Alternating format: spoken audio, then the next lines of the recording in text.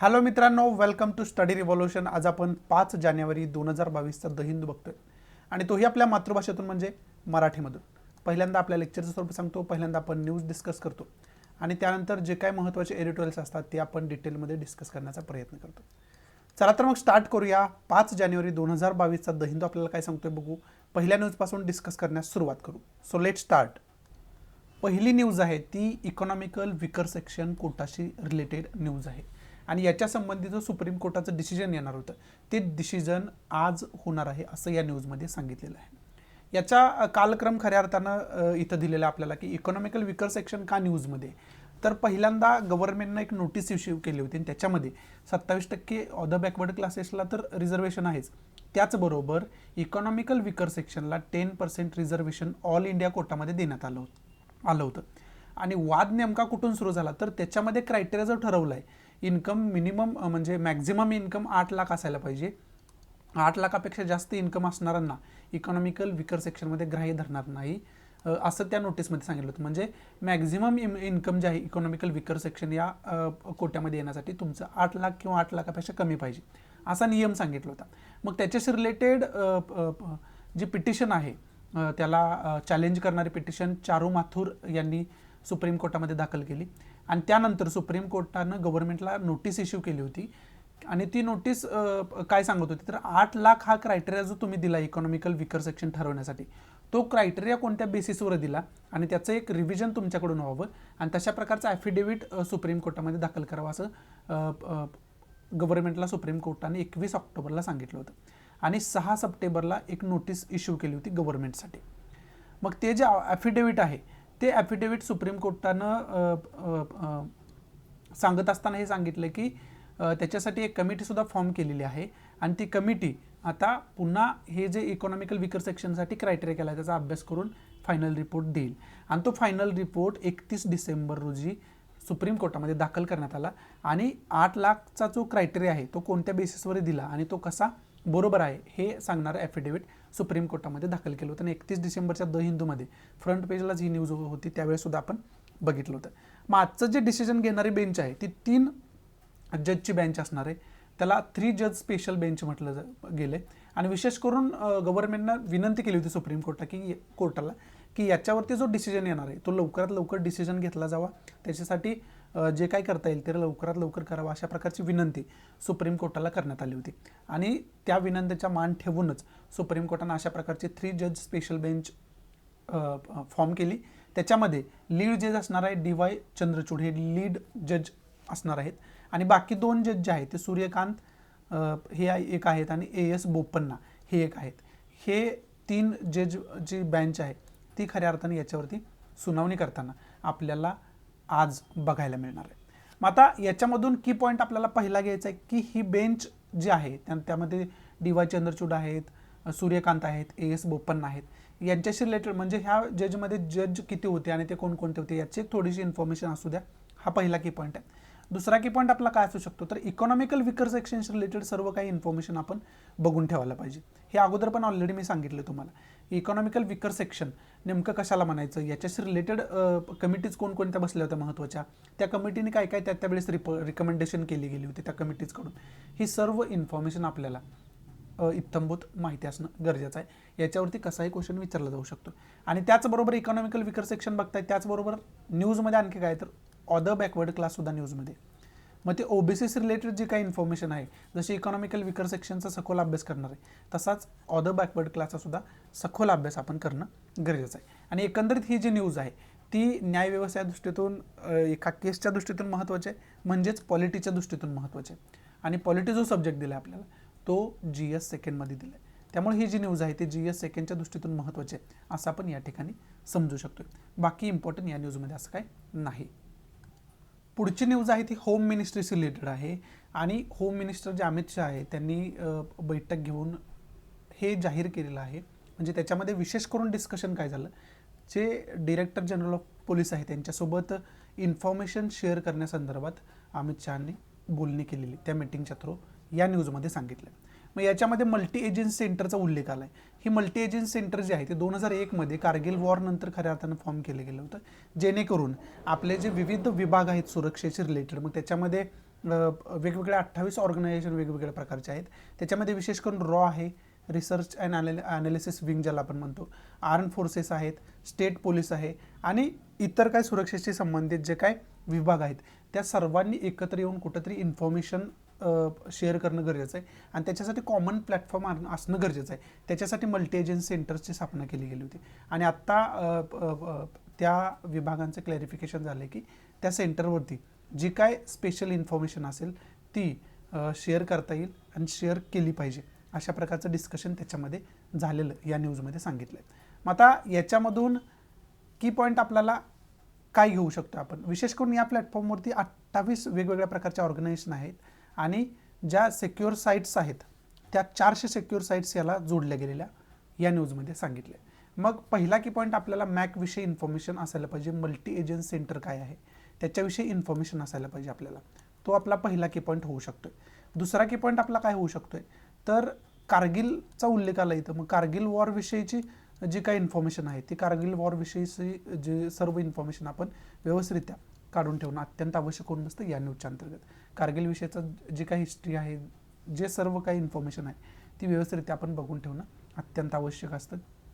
कारगिल विजय दिवसमुळे सुद्धा कारगिलवर जास्त न्यूजमध्ये असतं, त्यामुळं याची सर्व इन्फॉर्मेशन आपल्याला बघायला पाहिजे. हे 2 की पॉईंट खऱ्या अर्थानं आपल्याला बघणं अत्यंत आवश्यक होऊन बसतं. आणि सिलेबसचे रिलेशन जर या न्यूज बघितलं तर एकंदरीत ही न्यूज आपल्या सेक्युरिटीशी रिलेटेड ही बैठक झालेली या न्यूजमध्ये सांगितले. मग security and disaster management GS3 मध्ये येतं, त्यामुळे ही जी न्यूज आहे ते GS3च्या दृष्टीतून महत्त्वाचे असं इथं आपण समजू शकतो. त्याचबरोबर हिस्ट्रीच्या दृष्टीतून कारगिल वॉरचा अभ्यास करणं गरजेचं आहे आणि हिस्ट्रीचा अभ्यास आपण GS फर्स्टमध्ये करतो, त्यामुळे ही जी न्यूज आहे ते GS फर्स्टनं सुद्धा GS फर्स्टच्या दृष्टीतून सुद्धा महत्त्वाचे आहे असं आपण या ठिकाणी समजू शकतो. बाकी इम्पॉर्टंट या न्यूजमध्ये असं काही नाही. आणि मॅकचा अभ्यास करणं सुरक्षेमध्ये एक सुधारणा ही आपल्या सुरक्षा व्यवस्थेमध्ये एक सुधारणा आहे, त्या दृष्टीने योग्य आहे. परंतु प्रिलियमच्या दृष्टीने सुद्धा हे योग्य आहे. प्रिलियमला सुद्धा हे मल्टी एजन्सी सेंटर काय आहे नेमकं याच्याविषयी क्वेश्चन विचारला जाऊ शकतो, त्यामुळे प्रीच्या दृष्टीतून सुद्धा हे महत्त्वाचं आहे. एवढंच इम्पॉर्टंट या न्यूजमध्ये.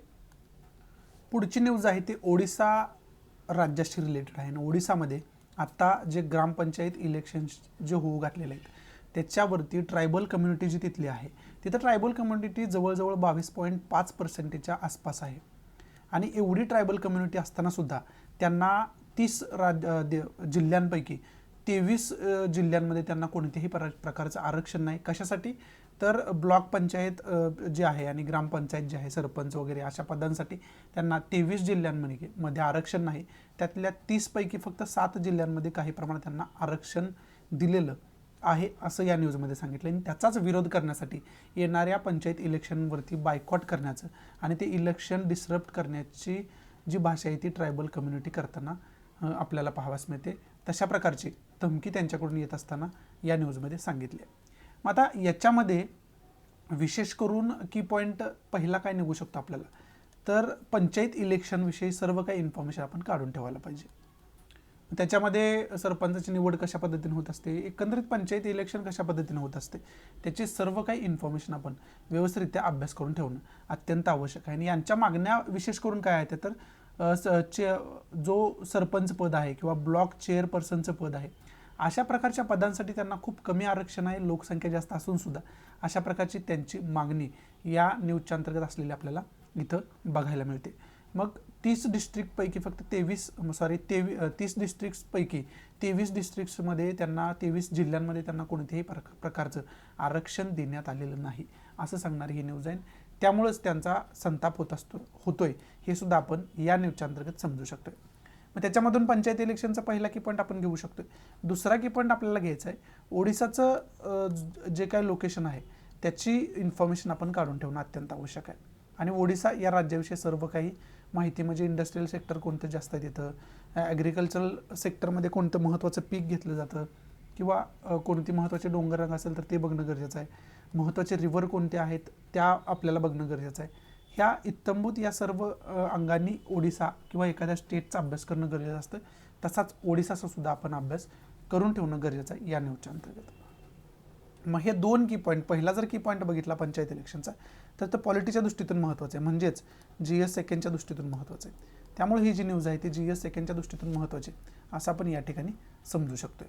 आणि दुसरा ओडिसाविषयीची इन्फॉर्मेशन, त्याची जॉग्राफिकल इन्फॉर्मेशन घेणं हे खऱ्या अर्थानं जॉग्राफीच्या दृष्टीतून आहे, म्हणजे GS फर्स्टच्या दृष्टीतून महत्त्वाचं आहे. त्यामुळं GS फर्स्टच्या दृष्टीतून सुद्धा ही न्यूज महत्त्वाची असं आपण समजू शकतो. या खऱ्या अर्थानं दोन अर्थानं ही न्यूज महत्त्वाची आहे, GS फर्स्ट आणि GS सेकंड आणि GS फर्स्टच्या दृष्टीतून. एवढंच महत्त्वाचं या न्यूजमध्ये. पुढची महत्त्वाची न्यूज कोणती बघूयात. पुढच्या न्यूजमध्ये सांगितले सोशल वर्कर सिंधुताई सपकाळ यांचं निधन झाले.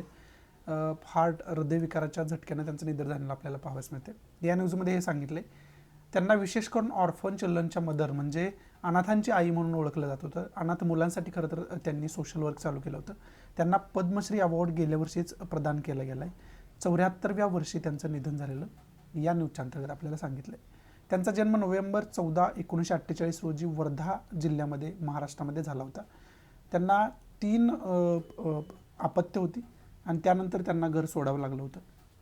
वयाच्या 12व्या वर्षी त्यांचं लग्न झालं होतं आणि त्यानंतर त्यांनी अनाथांसाठी काम करत असताना त्यांना 1050 अनाथ मुलांचं वसतिगृह त्यांनी चालू होतं. अनाथ मुलांचे सर्व काही संगोपन करण्याचे सोशल वर्क त्यांनी चालू केलं होतं. त्याच्यामध्ये 1050 आत्तापर्यंतची गणती आहे मुलांची आणि आत्तापर्यंत त्यांना 207 जावई आहेत आणि 36 सुना आहेत असं आपण म्हणू शकतो. जावई याला अनुसरून की तिथल्या मुलामुलींची लग्नसुद्धा त्यांच्याकडून लावली जायची जशी ती त्यांची मुलं आहेत अशा पद्धतीने. त्यामुळं ही संख्या आपल्याला पाहाव्यास मिळते.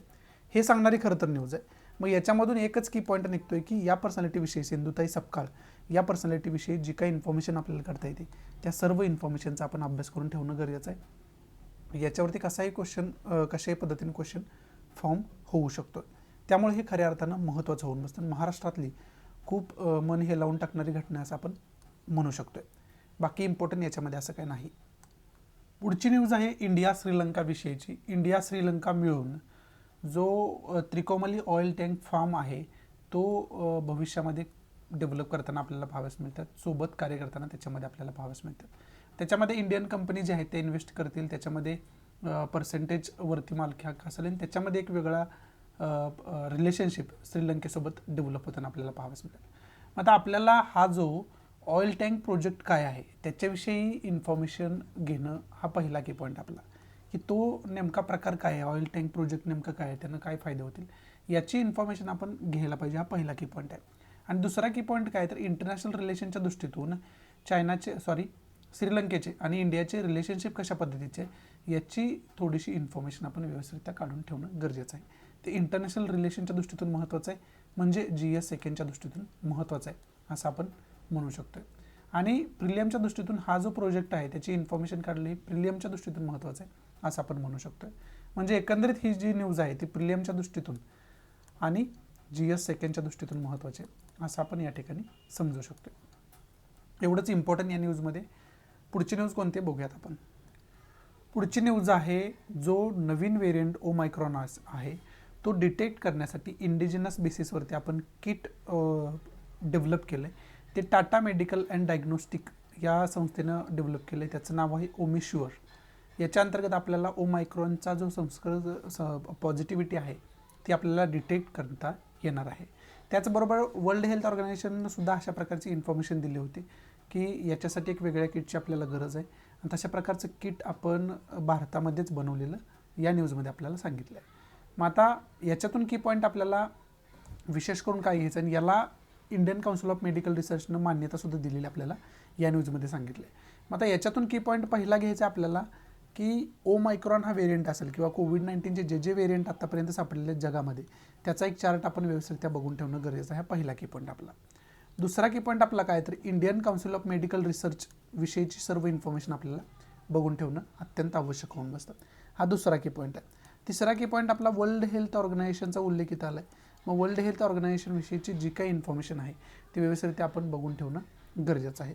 त्याचबरोबर इथं जिनॉम सिक्वेन्सिंग विषयी बोललं गेलं. आता जिनॉम इंजिनिअरिंग विषयी क्वेश्चनसुद्धा प्रिलिमला गेले UPSCमध्ये विचारलं होतं. त्यामुळे जिनॉम सिक्वेन्स विषयीची सर्व काही जी काही इन्फॉर्मेशन आहे ती सर्व इन्फॉर्मेशन आपण बघून ठेवणं अत्यंत आवश्यक होऊन बसतं या न्यूजच्या अंतर्गत. हे 4 की पॉईंट खऱ्या अर्थानं आपण व्यवस्थितरित्या अभ्यास करून ठेवायला पाहिजे. मग आता पहिला जो आहे तो प्रिलियमच्या दृष्टीतून महत्त्वाचा आहे. दुसरा आहे तो सुद्धा प्रिलियमच्या दृष्टीतून महत्त्वाचा आहे. वर्ल्ड हेल्थ ऑर्गनायझेशन किंवा इंटरनॅशनल लेवलला ज्या ऑर्गनायझेशन काम करतात त्याच्यावरती क्वेश्चन विचारणं ही आयोगाची टेंडन्सी पहिल्यापासून MPSC किंवा UPSC असू द्या. त्यामुळं वर्ल्ड हेल्थ ऑर्गनायझेशनची इन्फॉर्मेशन ही सुद्धा प्रिलियमच्या दृष्टीतून महत्त्वाची आहे. आणि जिनॉम सिक्वेन्सिंगचे रिलेटेड तर गेल्या वेळेस जिनॉम इंजिनिअरिंग विषयी क्वेश्चनच डायरेक्ट विचारला होता. त्यामुळे हे सुद्धा प्रीच्या दृष्टीतून महत्त्वाचं आहे असं आपण या ठिकाणी समजू शकतो. मग आता इथंच आपण कोविड-19शी रिलेटेड जे काही व्हेरियंट्स आहेत आतापर्यंत सापडलेले त्याचा इंटरनेटच्या माध्यमातून एक चार्ट बघण्याचा प्रयत्न करूया. त्याचबरोबर ICMR आणि वर्ल्ड हेल्थ ऑर्गनायझेशन ज्याला आपण WHO म्हणतो त्याची सुद्धा माहिती आपण इंटरनेटवर इथंच बघण्याचा ह्या पहिल्या 3 पॉईंटचा प्रयत्न करूयात. या चार्टमध्ये आपण कोविड-19चे वेगवेगळे जे व्हेरियंट्स आहेत ते आपण पाहू शकतो आत्तापर्यंत आढळलेले. याच्यामध्ये ओमायक्रॉनचा उल्लेख नाही. ओमायक्रॉनविषयी वेगळी इन्फॉर्मेशन तुम्ही बघाच. परंतु ओमायक्रॉन सोडून आत्तापर्यंत जे आढळलेले आहेत ते इथं दिलेले आहेत. त्याच्यामध्ये अल्फा आहे, त्याचं लिनेज आहे B.1.7, B.1.1.7 आहे. युनायटेड किंगडममध्ये 18 डिसेंबर 2020 पहिल्यांदा सापडला होता. बेटा व्हेरियंट आहे, त्याचं लिनेज आहे B.1.351, साऊथ आफ्रिकेमध्ये 18 डिसेंबर 2020 पहिल्यांदा सापडला होता. त्यानंतर गॅमा व्हेरियंट आहे P.1, त्याचं लिनेज आहे ब्राझीलमध्ये 11 जानेवारी 2021 पहिल्यांदा सापडला होता. डेल्टा व्हेरियंट आहे, त्याचं लिनेज आहे B.1.617.2, इंडियामध्ये 11 मे 2021 पहिल्यांदा सापडला होता. त्यानंतर इप्सिलॉन व्हेरियंट आहे, त्याच्या 2 प्रकारचे खरं तर लिनेज मानले जातात, B.1.427 और B.1.429. युनायटेड किंगडममध्ये मार्च 5, 2021 पहिल्यांदा सापडला होता. त्यानंतर झेटा P.2 ब्राझीलमध्ये मार्च 17, 2021 पहिल्यांदा सापडला होता. त्यानंतर एटा आहे B.1.525, मल्टिपल कंट्रीजमध्ये सापडला होता. 17 मार्चपासून सापडायला सुरुवात झाली. कोणत्याही एका कंट्रीचं नाव आपल्याला घेता येत नाही. त्यानंतर थेटा व्हेरियंट आहे P.3, फिलिपाईन्समध्ये 24 मार्च 2021 पहिल्यांदा सापडला होता. त्यानंतर आयोटा आहे B.1.526, युनायटेड स्टेट मार्च 24, 2021 सापडला होता.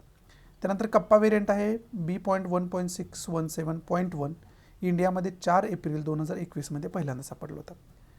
हा आपण कोविड-19च्या आत्तापर्यंतचे जे व्हेरियंट सापडलेले आहेत वेगवेगळ्या कंट्रीमध्ये त्याचं लिनेज आणि त्याचं नाव हे सगळं आपण या चार्टच्या माध्यमातून बघण्याचा प्रयत्न केला. आता आपण वर्ल्ड हेल्थ ऑर्गनायझेशनविषयीची इन्फॉर्मेशन बघण्याचा प्रयत्न करूयात. इथं आपण विकिपीडियाच्या माध्यमातून वर्ल्ड हेल्थ ऑर्गनायझेशनविषयीची छोटीशी इन्फॉर्मेशन बघूया. त्याचं शॉर्ट फॉर्म WHO आहे तर बघितलं आपण. प्रोनाऊन्सिएशन इथं दिलं आहे. फॉर्मेशन म्हणजे स्थापना कधी झाली तर 7 एप्रिल 1948 रोजी, म्हणजे आजपासून 73 वर्षांपूर्वी याची स्थापना झाली होती. Type United Nations specialised agency आहे. युनायटेड नेशनची ही एक एजन्सी आहे. लिगल स्टेटस ॲक्टिव्ह आहे. हेडक्वार्टर जिनिव्हा स्वित्झर्लंडमध्ये आहे. हेड कोण आहेत तर टेड्रोस अधनॉम हे त्याचे हेड आहेत. Parent organization United Nation economic and social council ही त्याची पॅरेंट ऑर्गनायझेशन असलेली आपल्याला पाहावयास मिळते. बजेटसुद्धा दिलं इथं आणि वेबसाईट याची आपल्याला ऑफिशियल वेबसाईटसुद्धा दिलेली इथं पाहावयास मिळते. ही आपण छोटीशी इन्फॉर्मेशन वर्ल्ड हेल्थ ऑर्गनायझेशनची विकिपीडियाच्या माध्यमातून इंटरनेटच्या माध्यमातून बघण्याचा प्रयत्न केला. आता आपण Indian council of medical research विषयीची इन्फॉर्मेशन बघूयात. इथं आपण ICMRशी रिलेटेड इन्फॉर्मेशन बघू शकतो विकिपीडियाच्या माध्यमातून. इथं प्रेडेसेसर जी संस्था आहे ती दिलेली इथं आपल्याला पाहावयास मिळते, इंडियन रिसर्च फंड असोसिएशन. त्यानंतर फॉर्मेशन त्याचं 1911 रोजी IRFA म्हणून झालं होतं. ते 1949 रोजी त्याचं रिनेम करून ICMR करण्यात आलं.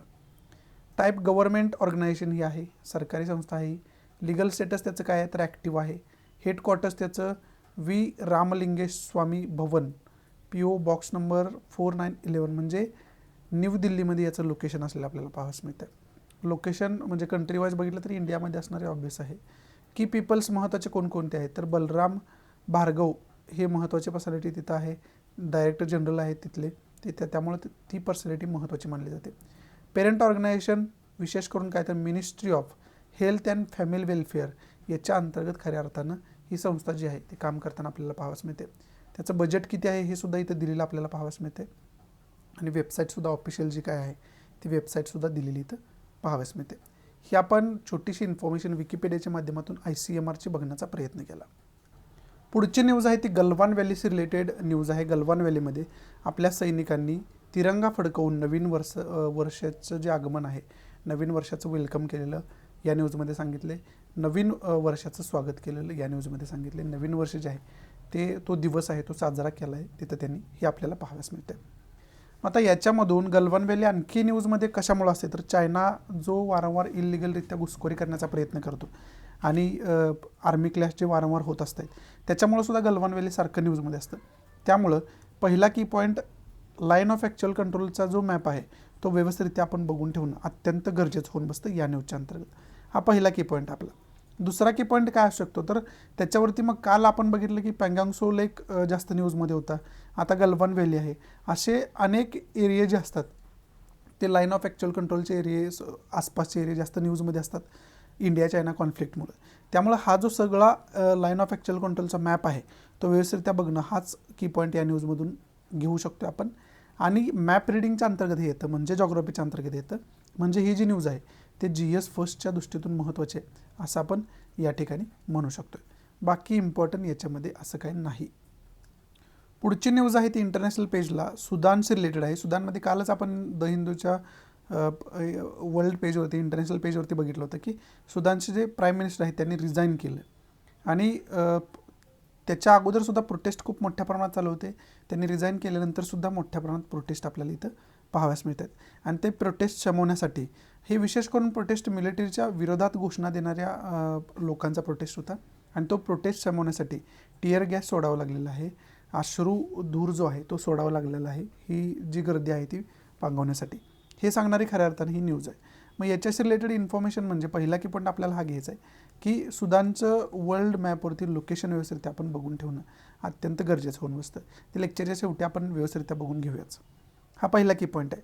दुसरा की पॉईंट आपला काय आहे तर इंटरनॅशनल रिलेशनच्या दृष्टीतून सुदानचं आणि इंडियाचं रिलेशनशिप कशा पद्धतीचं आहे याची सर्व इन्फॉर्मेशन आपण व्यवस्थितरित्या काढून ठेवणं अत्यंत गरजेचं होऊन बसतं. हे 2 की पॉईंट आपण व्यवस्थितरित्या अभ्यास करून ठेवायचे आहेत या न्यूजच्या अंतर्गत. बाकी याच्यामध्ये इम्पॉर्टंट असं काय नाही. पुढची न्यूज आहे ती बिझनेस पेजवरची, म्हणजे इकॉनॉमीच्या दृष्टीतून महत्त्वाची आणि विशेष करून या न्यूजमध्ये ग्रॉस डोमेस्टिक प्रोडक्ट म्हणजे GDP विषयी बोललं गेलं. ओमायक्रॉनच्या संसर्गामुळं जो चौथा क्वार्टर आहे, 4th क्वार्टर आहे, त्या 4th क्वार्टरमधल्या GDP आकडेवारीवरती परिणाम होऊ शकतो. GDP कमी होऊ शकतो 20 ते 30 पॉईंट्सनं, असं इथं सांगितलेलं आपल्याला पाहावयास मिळते. त्याचबरोबर इथं रेझिंग रिव्हर्स रेपो रेट सुद्धा म्हटलं गेलं की रिझर्व्ह बँक कदाचित रिव्हर्स रेपो रेट जो आहे तो वाढवू शकते असं या न्यूजमध्ये सांगितलेलं या ठिकाणी आपण बघू शकतो. मग याचा पहिल्यांदा की पॉईंट आपण घेऊ शकतो की ग्रॉस डोमेस्टिक प्रोडक्ट काय आहे याची इन्फॉर्मेशन सगळी आपल्याला असणं अत्यंत आवश्यक आहे की नेमकं ग्रॉस डोमेस्टिक प्रोडक्टची कन्सेप्ट काय. ज्यावेळेस आपण इकॉनॉमीचा अभ्यास करतोय ना त्यावेळेस GDP तुम्ही बघतच असाल, पण आता या न्यूजच्या अंतर्गत GDPची कन्सेप्ट व्यवस्थितरित्या बघून ठेवा, ती व्यवस्थितरित्या समजावून घ्या, म्हणजे हे सर्व क्लिअर इथंच होऊन जाईल. हा पहिला की पॉईंट आपला. दुसरा की पॉईंट काय तर इथं रिव्हर्स रेपो रेट विषयी बोलले गेले. मग रिव्हर्स रेपो रेट RRR काय असतो याची कन्सेप्ट काय याची सुद्धा इन्फॉर्मेशन आपण बघून ठेवायला पाहिजे. कॅश रिझर्व्ह रेशो असू द्या, लिक्विडिटी रेशो असू द्या, हे जे रेशो असतात ना अशा प्रकारचे रेशो आपण सर्व ज्यावेळेस इकॉनॉमीचा अभ्यास आपण करतो त्यावेळेस हे सर्व जे रेट आहेत, रेशो आहेत ते आपण समजून घेत असतोय. आणि आता न्यूजमध्ये हे याच्यामुळे आलेलं आहे, त्यामुळे हे ज्या कन्सेप्ट बेसिक कन्सेप्ट्स आहेत NCERTमध्ये सुद्धा दिल्यात ह्या कन्सेप्ट, त्यामुळे या बेसिक कन्सेप्ट आपल्याला माहिती असणं गरजेचं आहे. एकंदरीत हे इकॉनॉमीच्या दृष्टीतून खूप महत्त्वाचं आहे, म्हणजेच GS 3च्या दृष्टीतून खूप महत्त्वाचं आहे. त्यामुळे ही जी न्यूज आहे ती GS 3च्या दृष्टीतून महत्त्वाची आहे असं आपण या ठिकाणी समजू शकतोय. ही न्यूज जे सांगते ते गोल्ड इम्पोर्ट्स विषयी सांगते. सोनं जे आपण आयात करतोय त्याच्यामध्ये ड्रास्टिक वाढ झालेली, ड्रास्टिक इन्क्रीज झालेलं आपल्याला पाहावयास मिळते. कारण त्याचं कोविड-19चा पिरियडसुद्धा दिला जातो आपल्याला, परंतु ते कारण आपल्यासाठी महत्त्वाचं नाही. आपल्यासाठी काय महत्त्वाचं तर आकडेवारी, विशेष करून जी कन्सेप्ट आहे आयातीची, इम्पोर्टची, ती आपल्यासाठी महत्त्वाची आहे. गेल्या वर्षीपेक्षा जवळजवळ दुपटीनं सोनं आयात करण्याचं प्रमाण देशाचं आपल्या वाढलेलं आहे. त्याच्यामध्ये जर डॉलर्समध्ये बोलायचं झालं तर $55.7 बिलियन एवढ्या किमतीचं सोनं आपण 2021 या वर्षात आयात केलं असं या न्यूजमध्ये सांगितलं आपल्याला. मग आता पहिला की पॉईंट आणि एकमेव याच्यातनं इम्पोर्ट पॉलिसी म्हणजे इम्पोर्ट आणि एक्सपोर्ट्सचा आपल्या कंट्रीच्या इकॉनॉमीवरती काय फरक म्हणजे परिणाम होत असतो त्याची डिटेल इन्फॉर्मेशन आपण काढून ठेवणं अत्यंत गरजेचं आहे. इम्पोर्ट एक्सपोर्टची जी काय कन्सेप्ट आहे ती व्यवस्थित त्या समजावून घेऊन त्याचे परिणाम काय होऊ शकतात, एक्सपोर्ट जास्त असायला पाहिजे की इम्पोर्ट जास्त असायला पाहिजे, हे जो संबंध आहे तो कळण्यासाठी तुम्हाला याची बेसिक कन्सेप्ट माहिती असणं गरजेचं आहे आणि त्याचा अभ्यास व्यवस्थितरित्या इकॉनॉमीच्या अंतर्गत आपण करणं गरजेचं आहे. म्हणजेच ही न्यूज आहे ती GS 3च्या दृष्टीतून महत्त्वाची आहे. एवढंच इम्पॉर्टंट या न्यूजमध्ये, बाकी इम्पॉर्टंट काय नाही.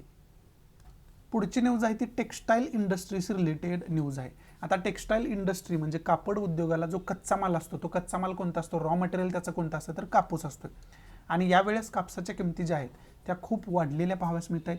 त्यामुळे त्या इंडस्ट्रीला एक वेगळीच अडचणीला संघर्षाला सामोरं जावं लागते. त्याचबरोबर ह्या ज्या किमती वाढल्यात त्या विशेष करून कापसाचं उत्पादित क्षेत्र आहे ते कमी झालेलं आहे. शेतकरी कापसाचं उत्पादन कमी प्रमाणात घेऊ लागले आहेत. त्यामुळे कापसाचं शॉर्टेजसुद्धा जाणवू लागलं इंडस्ट्रियल सेक्टरमध्ये. आणि त्या रॉ मटेरियलचं अवेलेबिलिटी जी कमी असल्यामुळे त्यांना जास्त किंमत द्यावी लागते. आणि जास्त किंमत देऊनसुद्धा हवे तेवढ्या प्रमाणात त्यांना रॉ मटेरियल म्हणजे हा कापूस मिळत नाही. ही एक वेगळा संघर्ष त्यांच्यासमोरचा, हा एक वेगळा संघर्ष त्यांच्यासमोरचा आहे, असं इंडस्ट्रियल सेक्टर्सकडून बोललं जातं. हे सांगणारी खरं तर न्यूज आहे. मग आता पहिला की पॉईंट आपल्याला, टेक्स्टाईल इंडस्ट्री जी आहे ते इंडियामधल्या कोणकोणत्या पार्ट्समध्ये जास्त डेव्हलप झालेले आहे, कोणकोणत्या पार्टमध्ये हिस्ट्रीमध्ये ती डेव्हलप झाली होती परंतु त्यानंतर कोलॅप्स झाली, ही सर्व इन्फॉर्मेशन म्हणजे टेक्स्टाईल्स रिलेटेड जी काय हिस्ट्री आहे त्याचा आपण व्यवस्थितरित्या अभ्यास करून ठेवणं गरजेचं आहे. उत्पादित क्षेत्र इंडस्ट्रियल क्षेत्र कोणतं आहे वगैरे सर्व बघून ठेवायला पाहिजे. दुसरा की पॉईंट काय तर कापसाचं उत्पादन जे होतं ते क्षेत्र कोणकोणतं आहे आणि कापसाचं उत्पादन नेमकं कोणत्या क्षेत्रामध्ये होतं भारताच्या, आणि त्या क्षेत्रामध्ये का होतं, म्हणजे त्याला सोयल कारणीभूत असेल, माती तिथली कारणीभूत असेल, जमीन कारणीभूत असेल, ही सर्व जी कारणं आहेत त्याचा जॉग्राफिकलरित्या सुद्धा आपण अभ्यास करणं गरजेचं आहे. कोणतंही पीक घेण्यासाठी जॉग्राफिकल कंडिशन्स काय असतात, हवामानाच्या काय कंडिशन्स असतात, त्या कंडिशन फुलफिल होत असेल तरच ते पीक आपल्याला तिथं घेता येतं. आत्ता सायंटिफिक बेसिसवरती विचार केला तर अशा कोणतंही पीक आपण कुठंही डेव्हलप करू शकतोय. सायन्स तेवढं पुढे गेलं आपलं. परंतु नॅचरली जर विचार केला तर एक क्षेत्र ठरलेलं कोणतंही पीक घेण्यासाठी, ते खरं कापसाचं क्षेत्र कोणतं आहे, त्याचा एक हिस्टॉरिकलसुद्धा आपण अभ्यास करायला पाहिजे, जॉग्राफिकल अभ्यास करायला पाहिजे. समजते.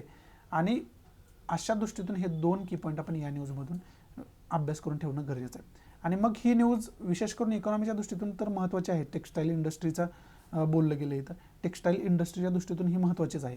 म्हणजे GS थर्डच्या दृष्टीतून ही न्यूज महत्त्वाची आहेच. त्याचबरोबर याचा आपल्याला हिस्टॉरिकल अभ्यास करायचा आहे, त्यामुळे GS फर्स्टच्या दृष्टीतून महत्त्वाचे आहे. आणि याचा जॉग्राफिकल अभ्यास करायचा, पिकाचं म्हणजे कापसाच्या पीक कुठं घेतलं जातं वगैरे, त्यामुळे सुद्धा GS फर्स्टच्या दृष्टीतून ही महत्त्वाची आहे. एकंदरीत ही न्यूज आहे ते GS फर्स्ट आणि GS थर्डच्या दृष्टीतून न्यूज महत्त्वाची आहे असं आपण या ठिकाणी समजू शकतो. बाकी इम्पॉर्टंट या न्यूजमध्ये असं काय नाही. इथं आपल्या महत्त्वाच्या आजच्या ज्या न्यूज होत्या त्या समाप्त होत आहेत. आता महत्त्वाचे जे काय एडिटोरियल्स आहेत ते आपण डिटेलमध्ये बघण्याचा प्रयत्न करूयात.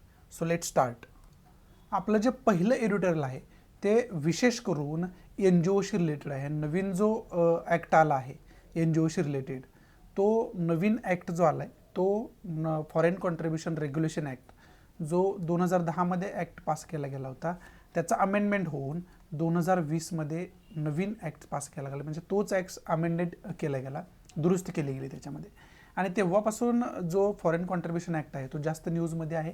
आणि त्याच्यामध्ये काय आकडेवारी दिली की आता फॉरेन कॉन्ट्रीब्युशन रेग्युलेशन ॲक्ट विषयीचं वेगळं लेक्चर ऑलरेडी मी अपलोड केलं आहे. आपली करंट बेस्ड इश्यू नावाची प्लेलिस्ट आहे, त्या प्लेलिस्टमध्ये ऑलरेडी मी ते लेक्चर अपलोड केलेलं आहे. जर ते तुम्ही बघितलं नसेल तर ते व्यवस्थित बघून घ्या, म्हणजे फॉरेन कॉन्ट्रीब्युशन रेग्युलेशन ॲक्ट काय आहे तो तुम्हाला व्यवस्थितरित्या समजावून घेता येईल. आणि या फॉरेन कॉन्ट्रीब्युशन रेग्युलेशन ॲक्टच्या अंतर्गत जवळजवळ आत्तापर्यंत सांगितलं आहे की 20,675 असे NGO आहेत की त्यांचं परमिशन कॅन्सल केलं गेलं आहे. मग त्याच्यामध्ये आकडेवारीमध्ये सुद्धा काय गोळ आहे, त्याच्यामध्ये 600 रजिस्ट्रेशन आहेत, ते रजिस्ट्रेशनच कॅन्सल केले गेलेत. परंतु वेबसाईटवरती दाखवताना 3 रजिस्ट्रेशन कॅन्सल केले, अशा प्रकारची आकडेवारी. म्हणजे आकडेवारीमध्ये सुद्धा तफावत जाणवत आहे असं या एडिटोरियलमध्ये सांगण्यात आलेलं आपल्याला पाहावयास मिळते. म्हणजे हा ॲक्ट ज्यावेळेस आपण इम्प्लिमेंट करतोय, ज्यावेळेस आपण लागू करतोय, त्यावेळेस खऱ्या अर्थानं या ॲक्टची गरज किती प्रमाणात आहे आणि आपल्याला इम्प्लिमेंटेशन करण्यात काय प्रॉब्लेम्स येत आहेत किंवा इम्प्लिमेंटेशन करण्यात काय प्रॉब्लेम्स येतात त्याच्यावरती आपण विचार करायला पाहिजे, असा एक वेगळा पॉईंट या एडिटोरियलमध्ये लेखकांना सांगण्याचा प्रयत्न केला आहे. MS श्रीराम हे या एडिटोरियलचे लेखक आहेत, त्यांनी असा पॉईंट मांडलेला आपल्याला पाहावयास मिळतं. आणि मग याच्यामध्ये विशेष करून पहिला की पॉईंट आपल्याला हा घ्यायचा आहे की फॉरेन कॉन्ट्रीब्युशन रेग्युलेशन ॲक्टविषयीची सर्व जी काही इन्फॉर्मेशन आहे ती सर्व इन्फॉर्मेशन आपण व्यवस्थितरित्या अभ्यास करून ठेवणं अत्यंत आवश्यक होऊन बसतं या एडिटोरियलच्या अंतर्गत. बाकी याच्यामध्ये असं काय सांगितलं आहे आणि जे सांगितलं आहे ते मी ऑलरेडी या लेक्चरमध्ये सांगून ठेवलं आहे की फॉरेन कॉन्ट्रीब्युशन रेग्युलेशन ॲक्ट काय आहे, त्याच्या अंतर्गत कॉन्ट्रोवर्शियल मुद्दे काय आहेत, ही सर्व इन्फॉर्मेशन मी ऑलरेडी फॉरेन कॉन्ट्रीब्युशन रेग्युलेशन ॲक्टमध्ये सांगितले. याच्या अगोदर सुद्धा आपण एडिटोरियलच्या अंतर्गतच foreign contribution regulation act discuss केला आहे. त्यामुळे मला वाटलं होतं की हे महत्त्वाचं आहे म्हणून मी ऑलरेडी लेक्चर त्याच्यावरती बनवून ठेवले. त्यामुळं ते लेक्चर बघून घ्या. तोच आपला पहिला खऱ्या अर्थाने की पॉईंट आहे. दुसरा की पॉईंट काय तर NGO विषयीची जी काही इन्फॉर्मेशन आहे, नॉन गव्हर्नमेंटल ऑर्गनायझेशन विषयीची जी काही इन्फॉर्मेशन आहे, त्याची स्थापना कशी होत असते, त्याच्याशी रिलेटेड आणखी कुठले कायदे आहेत, ॲक्ट्स आहेत, ते ॲक्टचं सुद्धा आपण व्यवस्थितरित्या अभ्यास करून ठेवणं अत्यंत गरजेचं होऊन बसतं या एडिटोरियलच्या अंतर्गत. एवढंच महत्त्वाचं याच्या अंतर्गत आहे. हे जे छोटंसं एडिटोरियल आहे ते इकॉनॉमिकल विकर सेक्शनवरती आलेलं आहे आणि आजच सुप्रीम कोर्टामध्ये त्याच्यावरती सुनावणी होणार आहे. आणि 8 लाखाचा जो काही क्रायटेरिया गव्हर्नमेंटनं ॲफिडेविटमध्ये दिला आहे तो कुठंतरी रिजनेबल नाही आहे अशा प्रकारचं सांगणार या आर्टिकल आहे. परंतु आज त्याच्यावरती सुप्रीम कोर्टाचं काय स्टेटमेंट येते त्याच्यावरून सगळं काय क्लिअर होईल. त्यामुळे आता डिस्कस करण्याची काय गरज नाही. उद्या पण इकॉनॉमिकल विकर सेक्शनवरती एखादं एडिटोरियल उद्या परवा त्यावेळेस आपण ते डिटेलमध्ये डिस्कस करूया. आतापर्यंत जेवढी तुम्हाला इन्फॉर्मेशन हवी होती तेवढी मी ऑलरेडी तुम्हाला देऊन ठेवलेली आहे. त्यामुळे पुन्हा त्याच्यावरती बोलण्यात काय अर्थ नाही.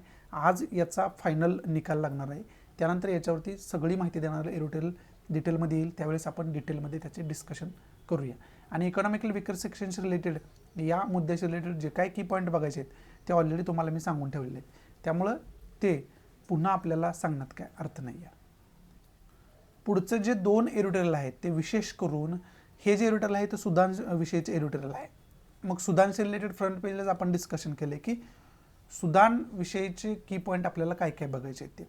आणि विशेष करून सुदानमध्ये जो काय कॉन्फ्लिक्ट चालला आहे ते विशेष करून आपण असं म्हणू शकतो की डेमोक्रेटिक गव्हर्नमेंट आणि मिलिटरीमध्ये खरं तर कॉन्फ्लिक्ट म्हणू शकतोय. आणि मिलिटरीला विरोध करणारी काही लोक आहेत, डेमोक्रेसीला विरोध करणारी काही लोक आहेत. आणि त्यामुळं खूप मोठ्या प्रमाणात अस्ताव्यस्तता ते जाणवते आपल्याला. खूप मोठ्या प्रमाणात आपल्याला क्लॅश जाणवते. त्याच्यामध्ये अनेक लोकांना जीव गमवावा लागतोय, वित्तहानी मोठ्या प्रमाणात होते. जे पब्लिक ऑर्डर आहे ती पब्लिक ऑर्डर डिस्टर्ब होताना आपल्याला पाहावयास मिळते.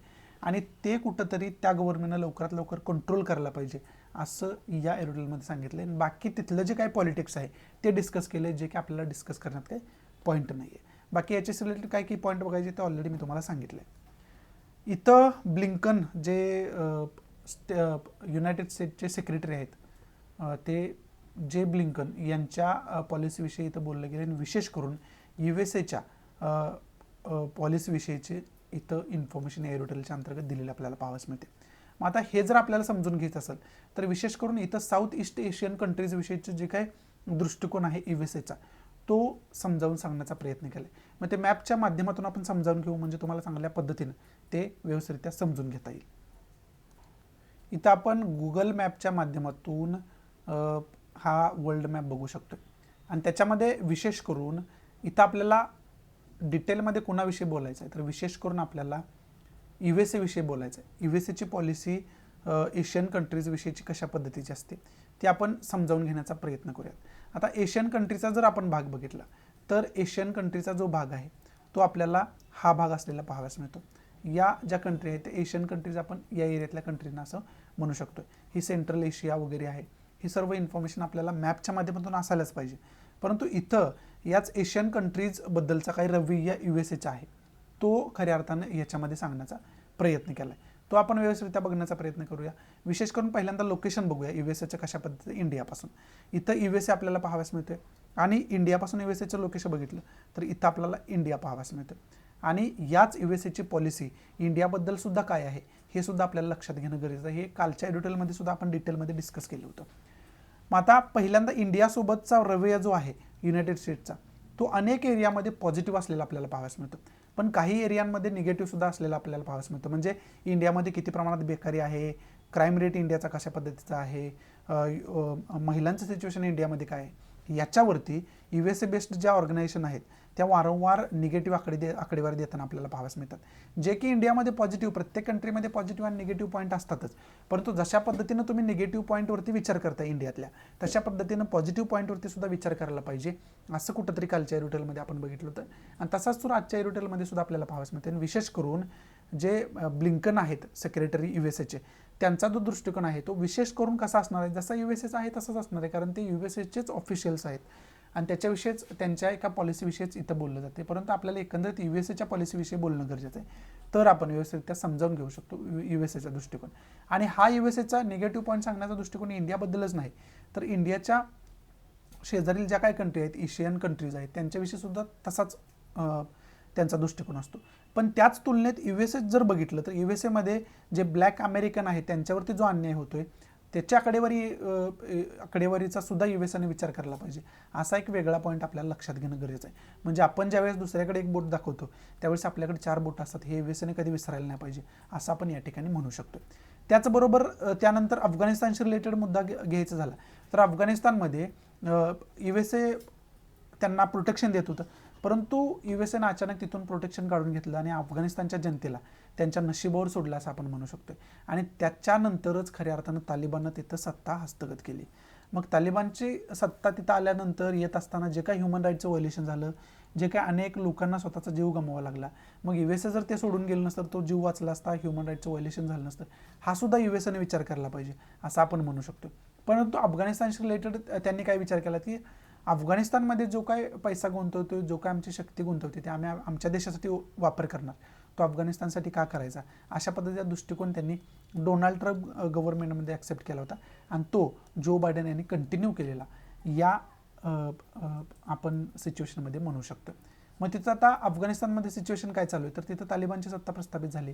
मग तिथं अनेक लोकांची हत्या होत असते, तशा प्रकारच्या न्यूज बाहेर येत आहेत. त्याचबरोबर महिलांच्या मूलभूत अधिकारांचं हनन होतं आहे, तशा प्रकारच्या न्यूज बाहेर येत आहेत. म्हणून आपल्याला तसासुद्धा एकंदरीत विचार करणं गरजेचं आहे. आणि चायनाचा प्रश्न, युनायटेड स्टेट्स आणि चायनाचा, मग यांचे पॉझिटिव्ह पॉईंटपेक्षा निगेटिव्ह पॉईंट खूप असलेले आपल्याला पाहावयास मिळतात. यांच्या रिलेशनमध्ये कधीही जास्त पॉझिटिव्ह पॉईंट नसतात, यांच्या व्यापारिक धोरणं परस्परांविरोधात असतात. त्याचबरोबर ज्या काही डिप्लोमॅटिक पॉलिसीज असतात त्यासुद्धा परस्परांच्या विरोधात असतात. त्यामुळं जे प्रेसिडेंट आहेत दोन्ही कंट्रीचे ते एकमेकांवरती वारंवार टीका करताना आपल्याला पाहावयास मिळतात. तशीसुद्धा सिच्युएशन आपण या ठिकाणी बघू शकतो. आणि थोडंफार तशाच पद्धतीचे संबंध USA आणि रशियामध्ये सुद्धा असलेले आपल्याला पाहावयास मिळतात. जास्त काय चांगले आणि जास्त काय वाईट असं म्हणू शकत नाही, एक बॅलन्स्ड रिलेशनशिप USAचं आणि रशियाचं असलेलं आपल्याला पाहावयास मिळतात. आणि तशाच पद्धतीने आपल्याला ऑस्ट्रेलियाचा विचार करणं गरजेचं आहे. त्याचबरोबर बाकी छोट्या छोट्या कंट्रींचा विचार करणं गरजेचं आहे, म्यानमारचा विचार करणं गरजेचं आहे. समजते तुम्हाला, म्हणजे जे काय तुम्हाला व्यवस्थितरित्या सांगायला पाहिजे होतं ते मी व्यवस्थितरित्या सांगण्याचा या ट्युटोरियलच्या अंतर्गत प्रयत्न केला आहे. बाकी सुडान न्यूजमध्ये तर सुडानचं लोकेशन इथं आपण बघू शकतो. थोडंसं झूम केलं तर आपल्याला चांगल्या पद्धतीनं सुडानचं लोकेशन बघायला येईल. मग आता सुडानचं लोकेशन बघत असताना इथं सुडानचं लोकेशन बघू शकतो आपण. इथं आपल्याला सुडान असलेलं पाहावयास मिळतंय. जास्त झूम झालं, ओके. इथं आपल्याला सुडान पाहावयास मिळतोय. आणि शेजारील कंट्रीचा विचार केला तर इथं इजिप्त आहे, इकडं लिबिया आहे, इकडं चड आहे, इकडं सेंट्रल आफ्रिकन रिपब्लिक आहे, इकडं साऊथ सुडान आहे, इकडं इथिओपिया आहे आणि इकडं एरिट्रिया ही एक कंट्री असलेली आपल्याला पाहावयास मिळते. आणि किनारपट्टी जी लाभली सुडानला ती रेड सीची किनारपट्टी लाभलेली पाहावयास मिळते. इकडं पर्शियन गुल्फ आहे, इकडं गुल्फ ऑफ ॲडन आहे, वरती गेला तुम्ही तर मेडिटरेनियन सी आहे आणि हा जो एरिया आहे तो गुल्फ ऑफ ओमानचा एरिया म्हणून ओळखला जातो. आणि सुडानची लोकेशन इंडियापासून या दिशेला असलेलं आपल्याला पाहावयास मिळते. समजते? ही आपण सुदानचा सुद्धा व्यवस्थितरित्या मॅप बघण्याचा प्रयत्न केला. या ठिकाणी आजचा द हिंदू जे काय महत्त्वाच्या न्यूज होत्या, जे काय महत्त्वाचे एडिटोरियल होते ते डिटेलमध्ये आज आपण डिस्कस करण्याचा प्रयत्न केला. त्यामुळं या नोटवरती मी आजचा द हिंदू इथं समाप्त करतोय. आशा आहे की मी तुम्हाला चांगल्या पद्धतीनं आजचा द हिंदू आपल्या मातृभाषेतून म्हणजे मराठीमधून समजावून सांगू शकलो असेल. जर आवडत असेल तर प्लीज लाईक करा, नसेल तर डिसलाईक करा. आणि डिसलाईक का केलं हे कमेंट बॉक्समध्ये नक्की सांगा, जेणेकरून तुमच्या इन्स्ट्रक्शननुसार मी त्याच्यामध्ये इम्प्रोव्हायझेशन करू शकेन. आणि प्लीज जास्तीत जास्त आपल्या मराठी विद्यार्थ्यांना शेअर करा, जेणेकरून सर्व मराठी विद्यार्थ्यांना जास्तीत जास्त फायदा होऊ शकेल. सो या नोटवरती मी तुमच्या आजच्यापुरती रजा घेतो. भेटू आपण उद्याच्या द हिंदूच्या लेक्चरमध्ये. तोपर्यंत thanks for watching. Good bye, take care, Jai Hind.